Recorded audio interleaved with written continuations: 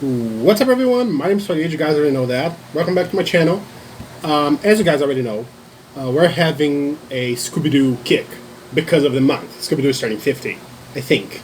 I think it's 50. It might be a different age. It was released in 69. 69.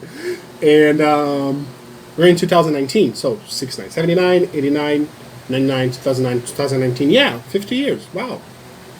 Scooby looks really good for his age. Also for the fact that he's a dog and he shouldn't live more than like 13 years. So, doing well. And last time we talked about the live action movies. I told you guys all the things that I loved about it. I made some comments about Freddie Prinze Jr. and Robbie Amell, and also the guy who plays Shaggy on the reboot. And that was something. So today we're gonna steer away from real life people that I might feel attracted to and focus on the animation side of things. We're gonna be talking about my favorite animated Scooby Doo movies. There are three of them. Now, keep in mind, I'm not saying all the other movies are garbage. On the contrary, if you want to get technical about it, every Scooby Doo movie ever released is the best Scooby Doo movie ever released up to that point. Unless the Kiss movie really happened. If they really did the movie where Scooby meets Kiss, then that one's excluded from this list. Because I don't know if that really happened. I think it was a fever dream. I think I was having a fever dream. But it might have happened. If it happened, then I don't like that one. But all the other ones I like. So, yay. But I'm going to talk about my three favorites, which are, in my opinion, the three greatest animated Scooby-Doo movies ever made. And it would be really hard to top these three. Let's start with one of my three favorites. Let's go, let's go back to the start. Let's go from the back to the start. So we're going to start with the third one, which is Scooby-Doo on Zombie Island.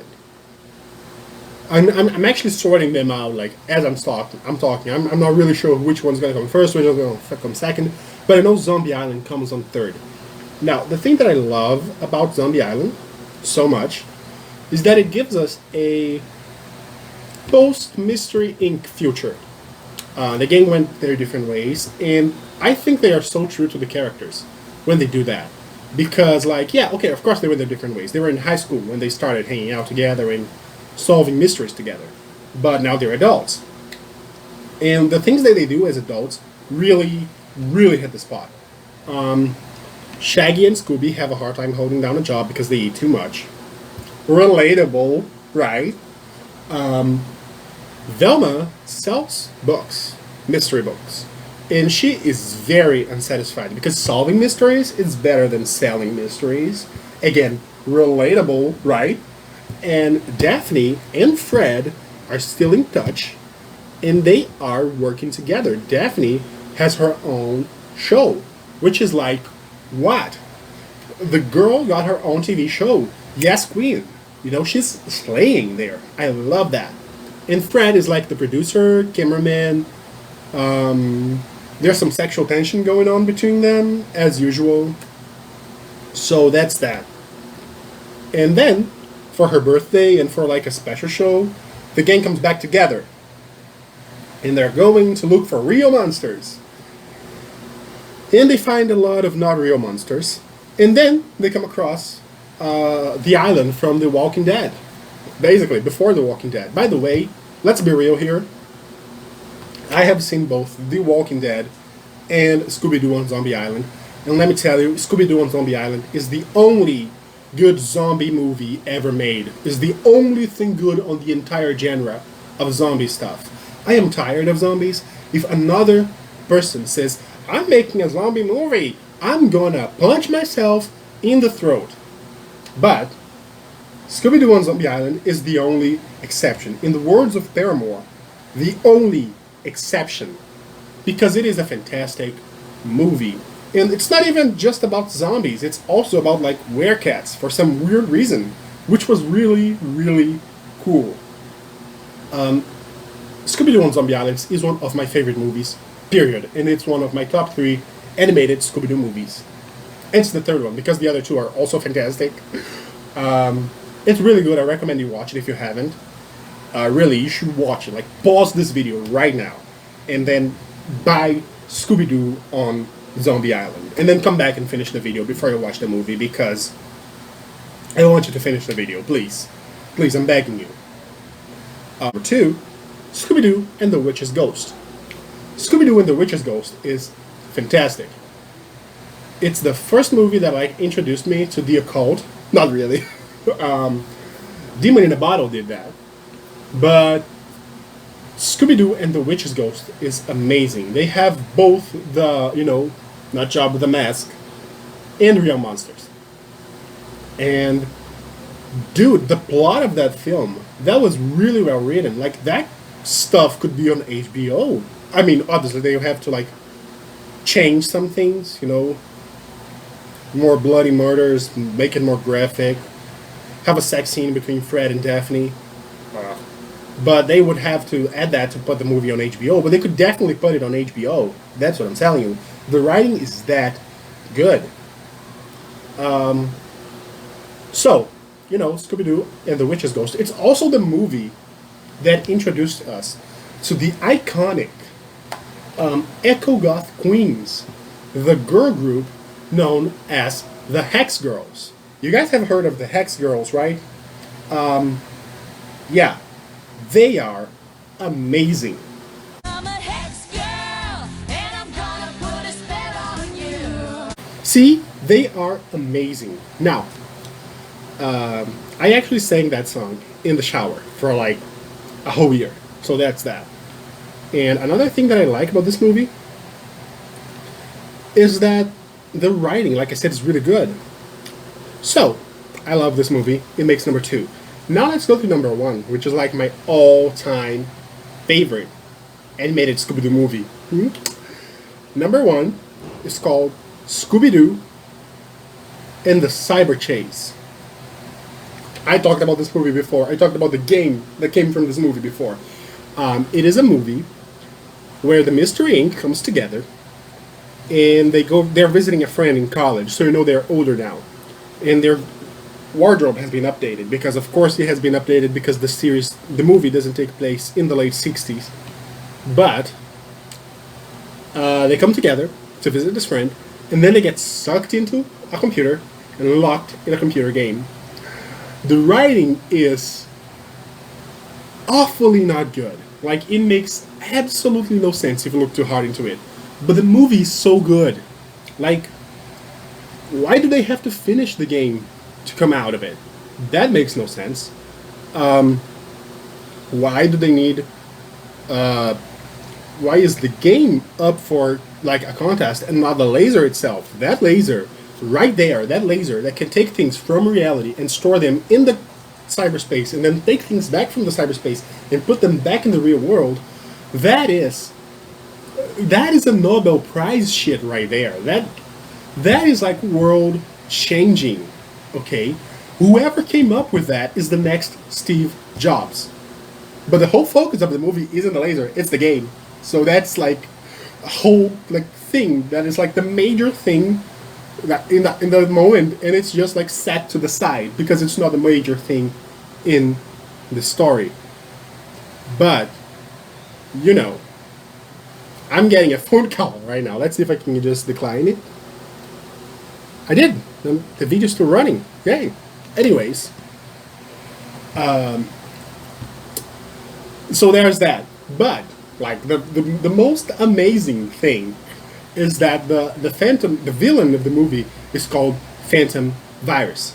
Now, the villain, the Phantom Virus, is exactly what it says like. He is a computer virus. He came out of the game, like out of the computer, and into like the real world through the laser, which again, the greatest technological advantage of our advancement of our lifetime, and it's just like casually like thrown out there.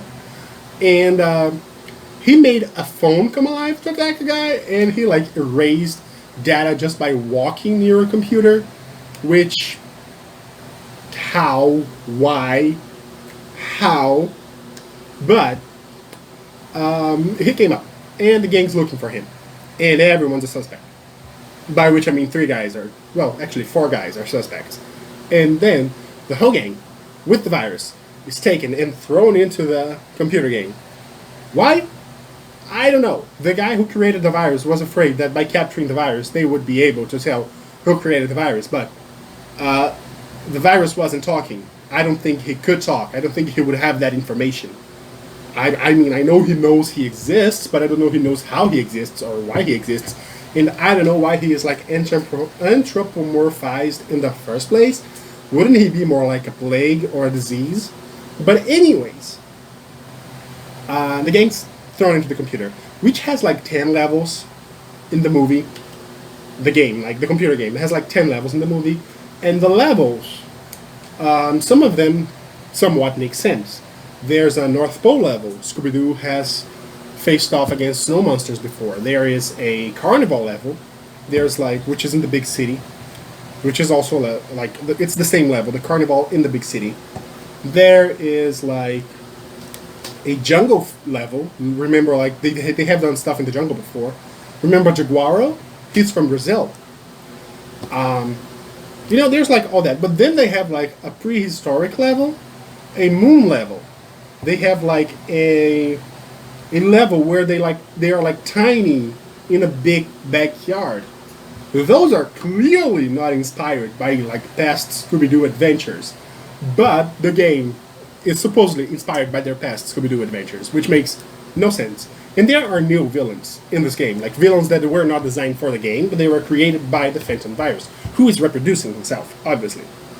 But somehow, beating the game defeats the virus, and he's gone. The end. And because they were locked in the game and they saw the things that the Phantom Virus was creating, they saw aspects from its creator. And that's really interesting because like the computer virus has to have been created in a machine, right? And of course that machine has to have like history, search history, and like navigational history and all that crap. So of course like things that the creator of the virus are interested in would be imprinted on this character. But had the guy not sent them into the game, they would not have figured it out. The guy played himself. And I fucking love this movie. Again, so like the writing doesn't make any sense. But it is my favorite movie. Like, my favorite animated movie of all time. It's my favorite Scooby-Doo animated movie. It's the best. You see like villains from the past, and they are like real now, but they are like not really real because they're like computer versions.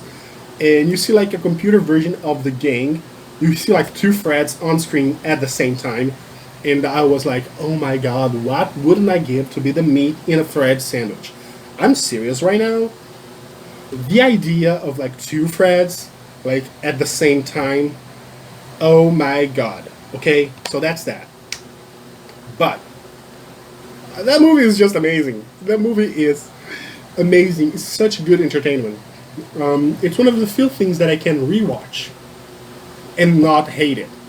Most of the things that I watch, I can only watch like one time. If I start watching again, I'm like, yeah, that's not as good as I remember. Yeah, that's really bad. Yeah, the writing's shit. And then I start to get really, really upset. I used to love Gilmore Girls. Now, I think Lorelai Gilmore is an entitled piece of poop, and Rory Gilmore is also a little bitch. But, that being said, Scooby-Doo is one of the few things that I can rewatch and always love it. And this movie is the most I can rewatch and always love it of them all. Okay, because, I mean, it's fantastic. It's really fucking fantastic. You should watch it if you haven't seen it yet. That is the one you should watch first. Before Zombie Island, before Witch's Gulch, before the live action ones. Watch this one. Watch Cyber Chase. It's the best. So, thank you guys so much for watching this video. If you like it, make sure to give it a thumbs up and leave a comment in the comment section down below if you are not subscribed to the channel but you want world peace. You should subscribe to my channel because I also want world peace. The link is in the description down below to subscribe to the channel if you want world peace. And if you really want world peace and you also want all diseases to be cured, you should also ring the little bell to get notified every time I post a new video. Subscribing to my channel and ringing the little bell will not cure any diseases, and it will not achieve world peace. I am a slacker. I can barely do my job. But if you really have that sentiment, subscribe and hit the like button. That would be fun. That would make me look good. And I would love to look good. So, I will be seeing you next time.